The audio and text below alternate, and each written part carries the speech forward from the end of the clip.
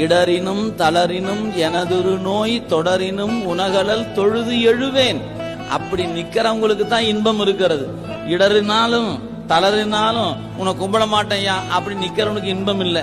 எந்த நிலையிலும் உன்னை வணங்குவதை கைவிட மாட்டேன் என்று. நீங்க முருகனை கும்பிட ஆரம்பிச்ச பிறகு இந்த ஒரு தப்பை மட்டும் பண்ணிடாதீங்க. ஆமாம், எல்லாருமே அவரோட சோதனையில இருந்து தான் வந்திருக்கோம். நீங்க ஏதாவது ஒண்ணு அவர்கிட்ட வேணும் அப்படின்னு வேண்டிக்கிட்டு கேக்குறீங்க அப்படின்னா முதலில் முருகன் என்ன செய்வார் தெரியுமா? உங்களை ரொம்பவே சோதிப்பாரு.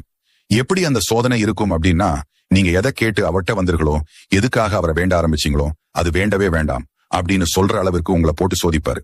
அந்த சோதனையை எப்படியாவது தாக்கு பிடிச்சு நின்னுடுங்க. வேண்டாம் அப்படின்னு மட்டும் சொல்லி அதை கைவிட்டுறாதீங்க.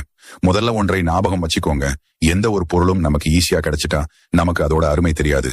அதே ஒரு விஷயம் நமக்கு ரொம்ப கஷ்டப்பட்டு பல தோல்விகளுக்கு அப்புறம் கிடைக்கிறது அப்படின்னா அதோட அருமை நமக்கு நல்லாவே புரியும்.